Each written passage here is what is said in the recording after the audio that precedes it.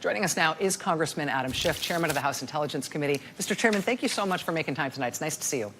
Good to see you. Am I right to characterize that shift in your position over time? You've been very articulate in the past about why it was not an appropriate time and it wasn't appropriate circumstances to move on impeachment. The way I hear you now is that you may think that impeachment proceedings might be sort of utile, might be helpful simply to obtain information that you can't otherwise get.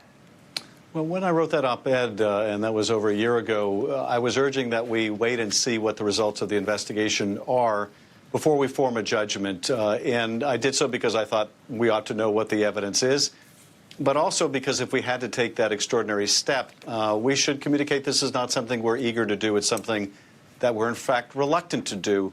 Now we have the report, and we are being prohibited from getting the evidence behind that report. We're even being barred, at least for the moment, from hearing from the man who did the investigation, Mr. Mueller. And I think this does give weight to those calling for impeachment because after obstructing the investigation in a potentially criminal way, Donald Trump is now obstructing Congress. As a legal matter, there are a few discrete areas where it may make a difference. In most of the document demands, it shouldn't make a difference whether it's an impeachment proceeding or it's an oversight proceeding. You know, the claims of executive privilege, for example, can be advanced in either proceeding. But there are provisions like the grand jury provision, the exception for grand jury materials, that make reference to a judicial proceeding. That was the basis in which those materials were made available to Congress during Watergate. But there's also language in that provision that says preliminary to a grand jury proceeding, which I think applies here. But it's possible that a court might find otherwise. To me, though, the Justice Department really shouldn't be able to maintain a position. You can't indict a sitting president. You can only impeach one. And by the way, we're not going to give you the evidence you would need until you begin an impeachment without knowing what the full evidence is. But if that argument were to prevail in court, I think, yes, it would militate strongly into initiating a proceeding if that's the only way we can overcome the White House's obstructionism. There's a matter that I want to try to disentangle with you because I think there's it's being discussed more and more in the media. It's being discussed more and more in terms of this confrontation with the White House over what's happening to Mueller's findings, and I think it's sometimes being conflated. You have now issued a subpoena to the Justice Department for the unredacted Mueller report and for the underlying evidence and intelligence information that pertains to that report.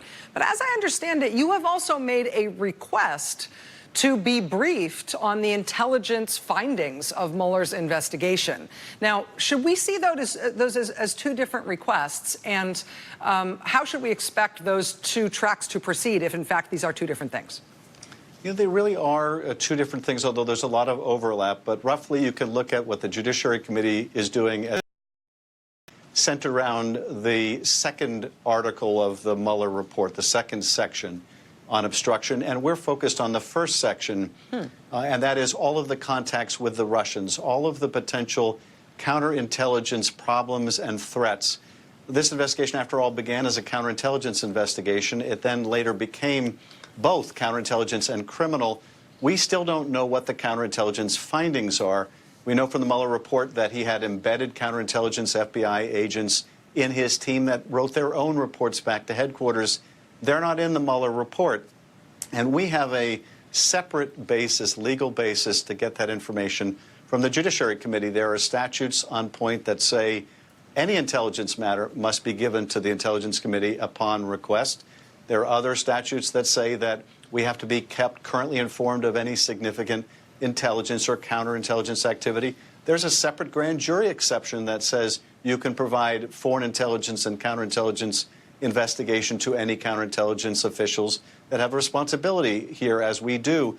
So we have independent basis for getting much of the same information and then some that pertain to the counterintelligence findings. And yet you haven't been getting it. And yet we haven't. Is the remedy there to take them to court? Is the remedy there to pass a bill? Is the remedy there to turn these requests into subpoenas? It's hard for me to see how the path here proceeds in terms of what leverage you have to obtain these things that you're saying by right, and in some cases by statute, you already should have gotten. Well, you're absolutely right. In fact, we were getting counterintelligence briefings up until when Comey was fired, and then it stopped. And that really is a violation of the legal requirements. You know, the remedies that we have are really the same as the Judiciary Committee and the same as the Ways and Means Committee. They're violating the statute. We enforce it in court, but that takes time. That really doesn't necessarily change in an impeachment proceeding where they can fight us likewise. But there is another remedy that I think we really need to consider that may be even quicker than an impeachment proceeding or the court proceeding, and that is reviving Congress's inherent power of contempt, something we utilized up until the 1930s, where we, in effect, do our own judicial proceeding in the Congress, have a little mini trial in the Congress, and hold people in contempt and responsible and compel their production without even going to court. Now, used to be we imprisoned people, but we could also fine them $25,000 a day until they comply or some other number. That may be an even swifter remedy if we need to embark on it, and we may have to. Congressman Adam Schiff, Chairman of the House Intelligence Committee, you make news every time you're on this show, sir. Thank you very much.